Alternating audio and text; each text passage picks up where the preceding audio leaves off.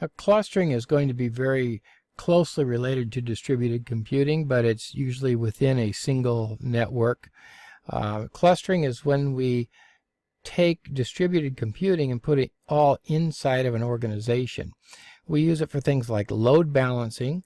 So as I mentioned earlier, a database where I have a lot of different clients trying to access or write information to that database, I might make a cluster of computers, which would be a farm, a server farm, and load balance so that this computer serves this client, and a different server serves a different client, and we can balance the load so that we have higher speed and greater reliability.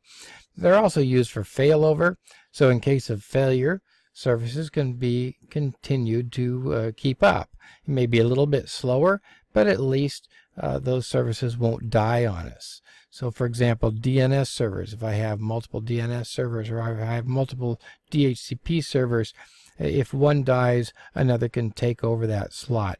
And that's also part of what we call a business continuity plan, by the way, so that if a business, say a business has a disaster, say a flood or something, and the servers go down, there are other servers that are clustered with it that can keep up that database.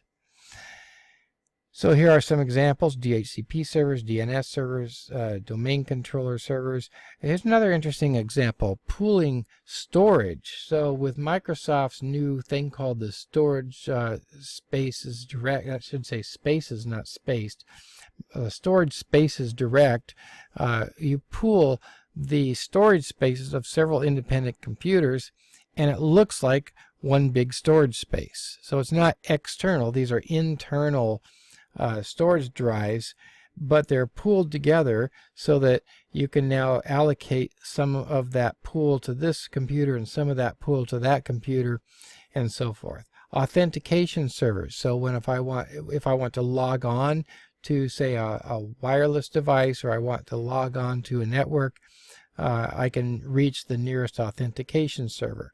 So those are examples of pooling servers so that you can have access to them if one fails, and also that so you can distribute the load or balance the load out a little bit.